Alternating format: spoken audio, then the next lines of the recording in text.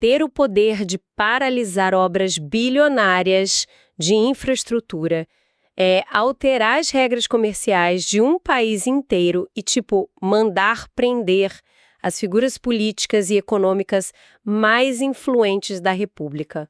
E tudo isso com a tranquilidade de saber que é virtualmente impossível ser demitido por isso. Exato. Isso não é um superpoder hipotético de um roteiro de cinema. Essa é a realidade funcional de um juiz brasileiro. E hoje a gente vai abrir o capô dessa máquina formidável. E olha, ao abrir esse capô, o que a gente encontra não é uma balança estática e serena da justiça, sabe? É um motor barulhento, cheio de engrenagens, válvulas de pressão e sistemas de segurança altamente complexos. Ok, vamos desvendar isso. Nossa missão neste mergulho profundo é decodificar a arquitetura do poder judiciário brasileiro e as chamadas funções essenciais à justiça. Que é um tema denso, né? Muito denso. Nós vamos pegar aquele jargão pesado do direito constitucional e transformar as regras desse jogo num mapa bem claro. É o famoso traduzir o juridiquês para o mundo real. Isso mesmo. E porque entender essa engenharia toda importa para quem nos ouve. Porque cada contrato assinado, cada direito trabalhista, cada proteção civil que sustenta a sociedade, depende do funcionamento contínuo e invisível desse maquinário. Com certeza. Se um motor falhar, o Estado democrático inteiro fica à deriva. O que é fascinante aqui é que o judiciário foi desenhado com uma série de freios e contrapesos muito intrincados. Como assim, exatamente? É que cada regra de competência, cada limite de idade e cada garantia foi criada justamente para que o poder nunca fique concentrado demais, sabe? Ou vulnerável a pressões externas. Tipo ameaças de governantes ou a sedução do poder econômico. Certo. Exatamente. O desenho tenta blindar o sistema de tudo isso. Bom, para entender o judiciário, a gente precisa primeiro olhar para os indivíduos de carne e osso que o compõem. Como garantir que um magistrado não tenha medo de contrariar os poderosos? A resposta está nas garantias institucionais. Que são fundamentais. Sim. Imagina a figura de um árbitro de futebol precisando apitar um pênalti contra o time da casa. Aos 45 do segundo tempo. Exato, num estádio lotado com 80 mil torcedores enfurecidos. Se ele não tiver um forte esquema de segurança, uma verdadeira armadura, ele simplesmente vai ceder ao medo. O instinto de sobrevivência fala mais alto e ele não apita a falta. Pois é, e as garantias da magistratura são, na prática, essa armadura. E a Constituição divide essa armadura em dois blocos fundamentais, que são a independência e a imparcialidade. A primeira e mais robusta camada de independência é a vitaliciedade. Que é diferente da estabilidade comum do servidor, né? Muito diferente. Um servidor público comum adquire estabilidade após 3 anos no cargo. Já o juiz de primeiro grau, ele alcança a vitaliciedade após apenas 2 anos. Caramba, só 2 anos? E o que isso significa na prática? A consequência disso é extrema. Uma vez vitalício, ele só perde o cargo por meio de uma sentença judicial transitada em julgado. Ou seja, não tem mais recurso. Isso. Não basta um processo administrativo rigoroso ou uma canetada de um superior irritado. É necessário um processo judicial inteiro, esgotando todas as instâncias e recursos possíveis. Nossa, isso levanta uma questão bem prática sobre o dia a dia. Se o juiz não pode ser demitido facilmente, um político que foi contrariado poderia, simplesmente transferi-lo para a cidade mais isolada do país como forma de retaliação? Não. O famoso exílio funcional. Isso acontece. Acontecia muito. O histórico de punições políticas no Brasil envolvia exatamente essa tática de exilar magistrados rebeldes. Mas aí entra a inamovibilidade que corta esse mal pela raiz. Então ele não pode ser transferido de jeito nenhum? O juiz não pode ser transferido de comarca ou de vara contra a vontade dele. A única exceção ocorre quando há um motivo de interesse público gravíssimo. E quem decide o que é gravíssimo? Aí que está a trava de segurança. Exige-se o voto da maioria absoluta do tribunal ao qual ele está vinculado ou do Conselho Nacional de Justiça, e sempre garantindo ao juiz o direito de ampla defesa. Entendi. E tem a terceira garantia, que mexe diretamente no bolso, que é a irredutibilidade de subsídios. E o termo subsídio aqui é fundamental, imagino. É crucial. Porque não estamos falando de um salário comum cheio de penduricalhos e bônus variáveis, sabe? Daqueles que um governante poderia simplesmente cortar para pressionar o juiz. É uma parcela única, então. Exato, parcela única. Mas olha que interessante, o Supremo Tribunal Federal já definiu que essa garantia é nominal, ela não é real. Como assim nominal? Quer dizer que o valor impresso lá no contra-cheque não pode ser reduzido numericamente. Mas se a inflação corroeu o poder de compra no supermercado ao longo de 5 anos, por exemplo, a Constituição não garante um aumento automático para cobrir isso. Ah, então eles não estão magicamente blindados contra a economia real do país. A inflação bate na porta deles também. Bate sim. E o desdobramento prático dessas 3 garantias revela algo muito importante. A vitaliciedade e a inamovibilidade não são privilégios do indivíduo que veste a toga. Não. Não, elas existem para proteger a sociedade. É a garantia de que, ao entrar num fórum, qualquer cidadão será julgado por alguém que não corre o risco de perder o emprego no dia seguinte, só por ter contrariado os interesses do prefeito da cidade. Faz todo sentido. Mas a armadura protege contra os ataques externos? Isso não impede que o nosso árbitro de futebol já entre em campo torcendo para um dos times, certo? Como a Constituição lida com a imparcialidade? E aí ela estabelece proibições bem severas, que a gente chama de vedações. O magistrado é proibido de exercer qualquer outro cargo com uma única exceção. Que seria? O magistério. Ele pode dar aulas. E só. Além disso, é totalmente vedado o recebimento de custas ou participação em processos. Custas são aquelas taxas que as partes pagam para movimentar a máquina judicial, né? Isso, exatamente. Imagina se o juiz ganhasse uma porcentagem dessas custas. Haveria um incentivo perverso para aceitar mais casos ou prolongar os litígios só visando o lucro pessoal. Seria um caos absoluto. Outra vedação bem pesada que eu lembro é a política partidária. O juiz não pode ter filiação de jeito nenhum. Nenhuma. Zero envolvimento partidário. E também tem a regra da quarentena de saída, que é super importante. Quarentena de saída, como funciona? Se um juiz decide se aposentar ou pedir exoneração para virar advogado, ele fica proibido de advogar no mesmo tribunal do qual ele acabou de sair por um período de 3 anos. Ah, entendi. Isso evita que ele use, a influência e os contatos recentes que ele tem com os ex-colegas de bancada para beneficiar clientes privados logo de cara. Perfeito. É um cordão de isolamento ético. E no centro dessas discussões sobre imparcialidade, sempre surge o polêmico foro privilegiado. Nossa, sim, o famoso foro. A prerrogativa de ser julgado por tribunais superiores em casos de crimes comuns e de responsabilidade. Pois é. Só que o STF pacificou um entendimento recente que muda a dinâmica de como o foro é visto no Brasil. Eles definiram que o foro protege a função, não a pessoa física. O que significa que quando a aposentadoria chega... A função cessa. Logo, a necessidade de proteger a jurisdição também cessa.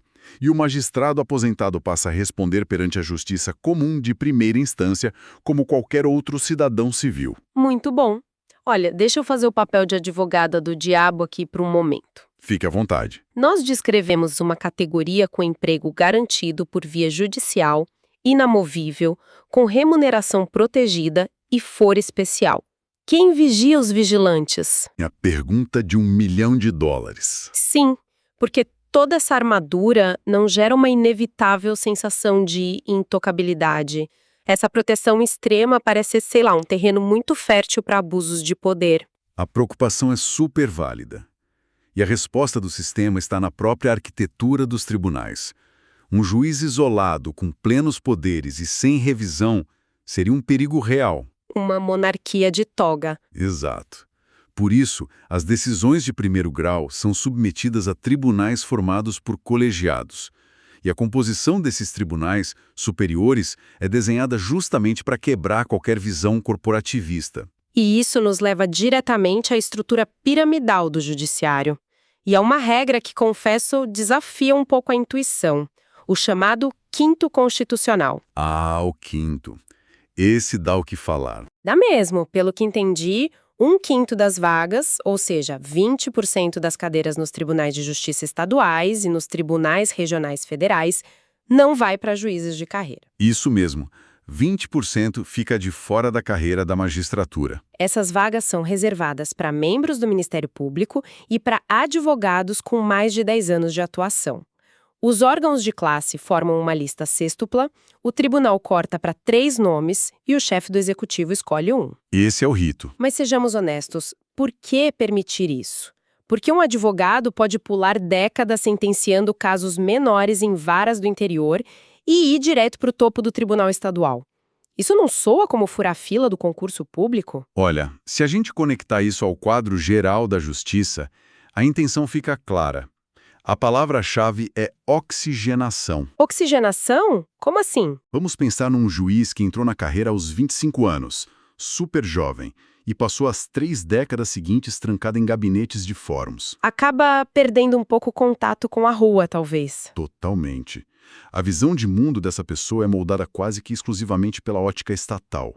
Ao colocar ali um advogado experiente, que passou anos lidando com a frustração de clientes, o peso da burocracia e as falhas do próprio sistema. Ah, traz a vivência do balcão para dentro do tribunal. Exato.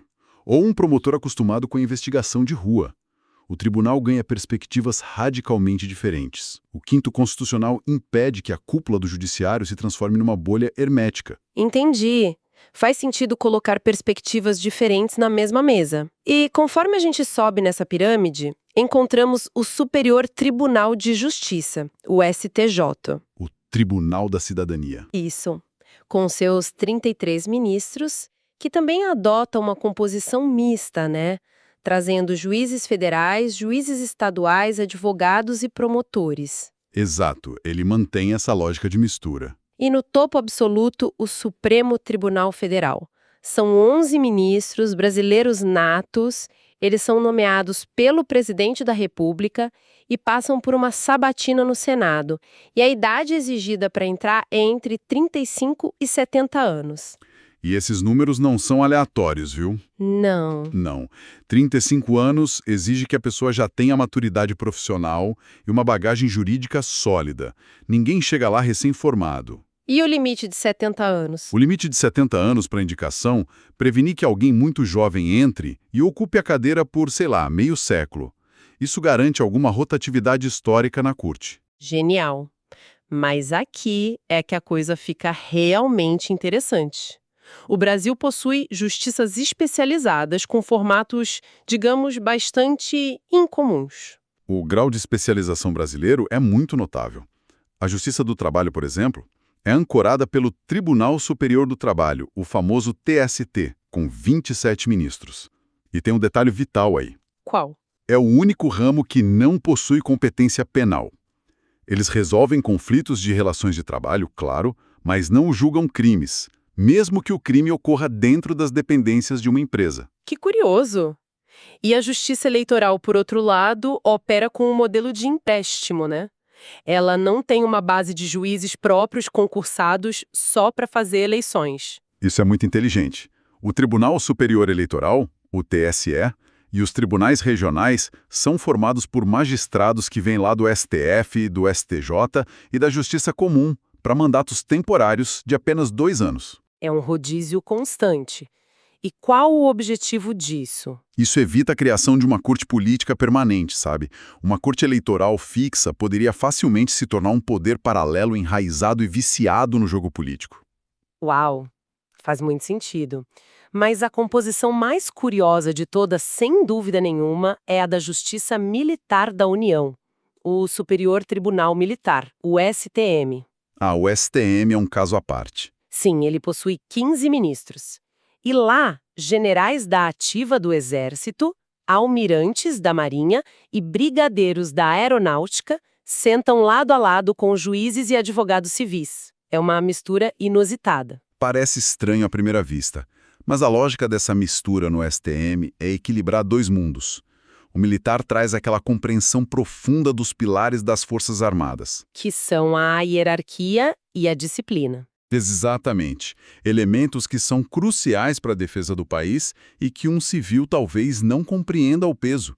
O civil, por sua vez, traz o contrapeso das garantias constitucionais e dos direitos fundamentais. Então é um colegiado desenhado para evitar que o julgamento de crimes militares vire, sei lá, um tribunal de exceção. Perfeito. É exatamente essa a ideia. E para amarrar o controle de toda essa vasta estrutura que a gente está falando, a Constituição estabeleceu o Conselho Nacional de Justiça, o CNJ. São 15 membros, presididos pelo presidente do STF, mas as regras impõem um limite bem rígido ao CNJ, né? Eles exercem controle administrativo, financeiro e disciplinar, porém não possuem poder jurisdicional. Esse detalhe é tudo. O distanciamento do poder jurisdicional é a chave de abóbada de todo o sistema. Como assim, na prática? O CNJ pode investigar fraudes em licitações de um tribunal, pode punir um juiz que ofende as partes no meio de uma audiência, ou um juiz que retarda processos de propósito para beneficiar alguém. Ok, punições administrativas. Isso, mas o CNJ jamais pode pegar a sentença daquele juiz e reescrevê-la. Se a sentença for ruim, injusta ou até ilegal, o caminho não é reclamá-la no Conselho Administrativo. O caminho é recorrer ao Tribunal Superior competente, entrar com recurso. Exato.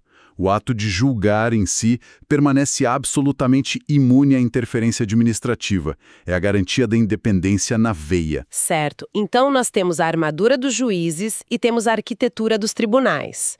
Mas o Brasil tem dimensões continentais e uma cultura altamente litigiosa. São dezenas de milhões de processos ativos rolando agora. O volume é assustador. Imagina o impacto de milhões de cidadãos discutindo exatamente o mesmo problema. Sei lá, a cobrança de uma tarifa de telefonia específica, ou uma regra idêntica de cálculo previdenciário.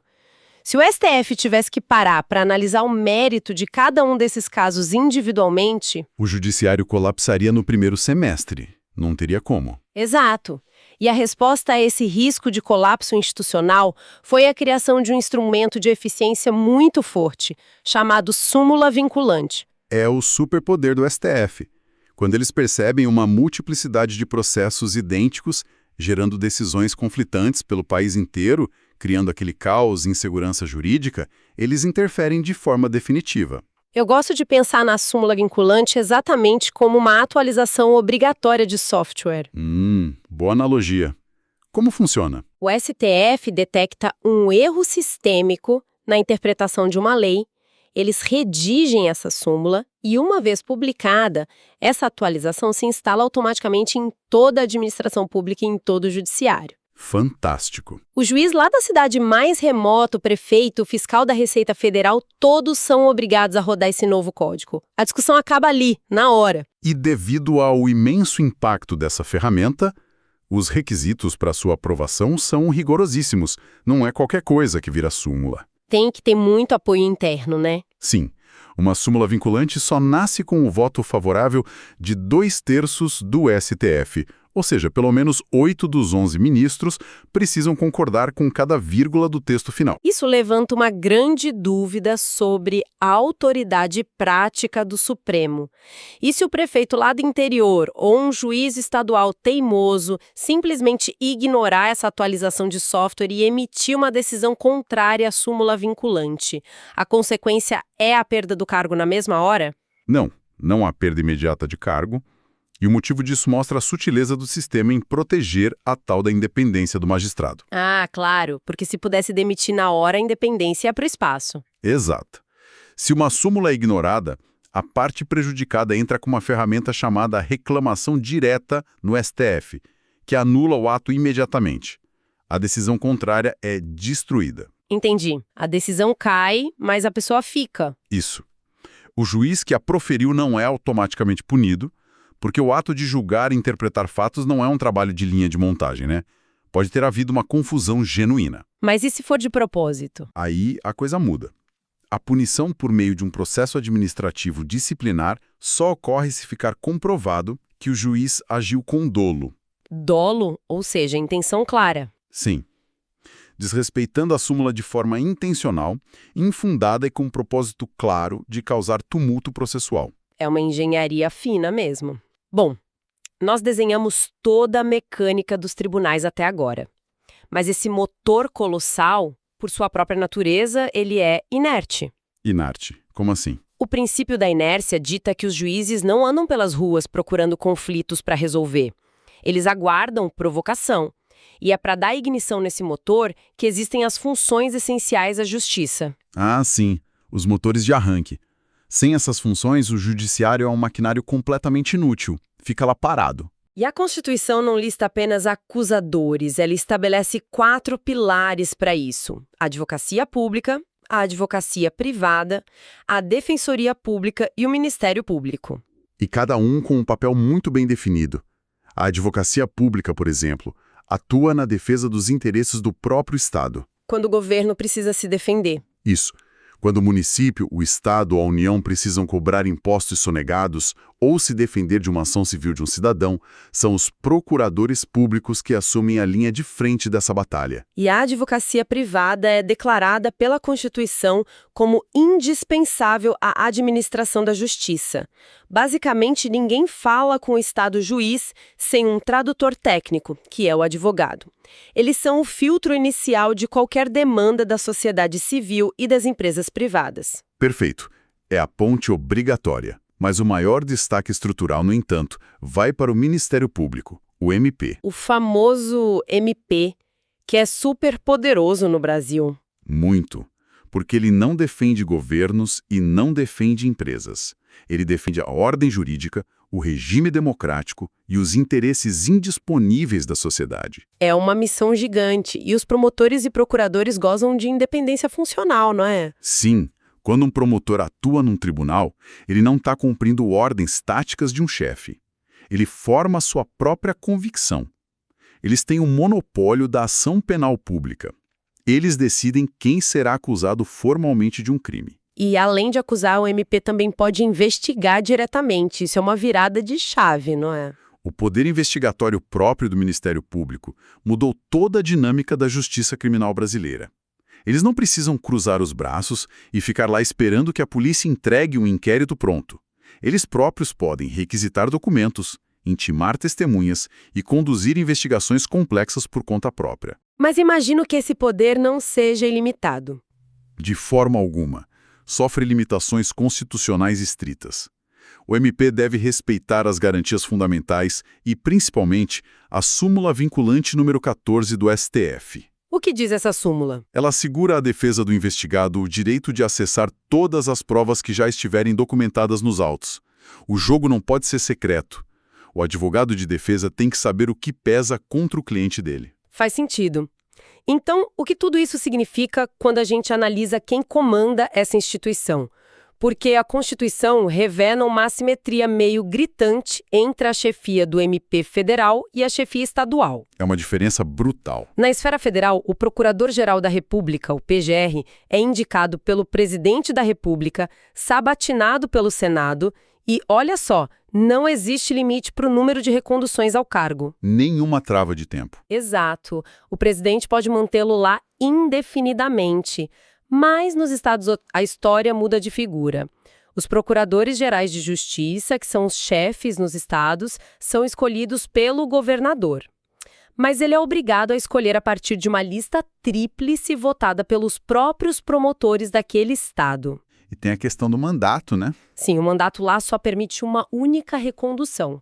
A minha dúvida é, por que o presidente ganha carta branca para perpetuar o PGR enquanto os governadores enfrentam regras quase draconianas de alternância? Olha, esse desenho feito em 88 reflete os temores históricos do país.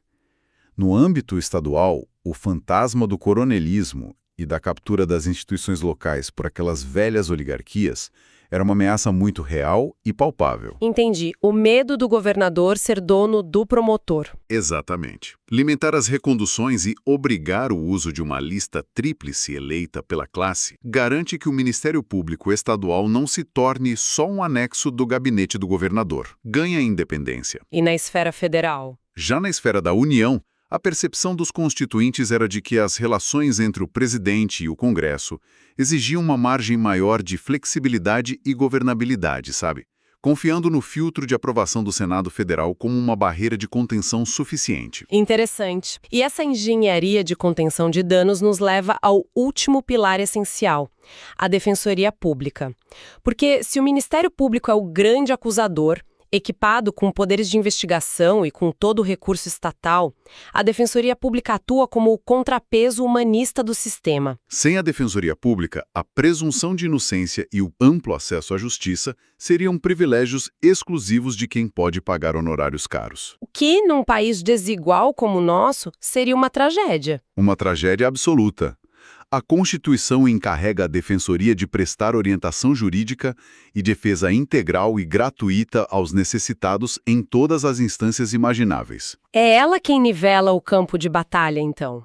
E impede que a máquina esmagadora do Estado atropele o cidadão vulnerável lá no tribunal. Perfeito. É o fiel da balança social. Nossa, nós percorremos hoje o intrincado mapa da jurisdição brasileira.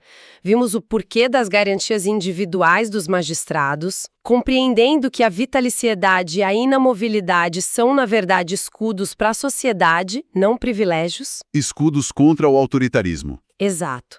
Entendemos a estrutura de tribunais que tenta fugir do isolamento através daquele quinto constitucional, os desenhos inusitados das justiças especializadas como o TST e o STM e o controle estritamente administrativo do CNJ. Sem alterar sentenças, lembrando sempre. Sim, detalhe crucial.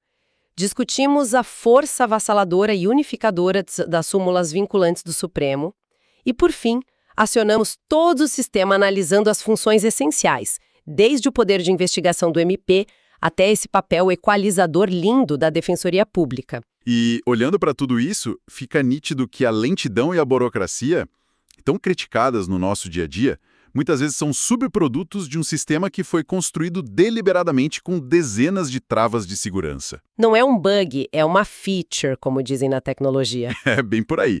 É um projeto que prioriza a proteção contra o autoritarismo e a concentração de poder em detrimento da velocidade pura e simples. A justiça não foi feita para ser um fast food. É uma visão muito boa. Mas pensando no futuro e com a velocidade alucinante das mudanças no mundo de hoje, a fundação desse projeto continua sólida? Essa é a provocação que o nosso tempo exige, porque todo esse maquinário físico e legal foi desenhado lá no final dos anos 80, num mundo analógico. Estabelecemos regras rígidas de competência territorial e garantimos a independência da mente humana do juiz. Certo. Mas o que acontece quando o crime financeiro e digital já não respeita mais as fronteiras dos estados e dos países?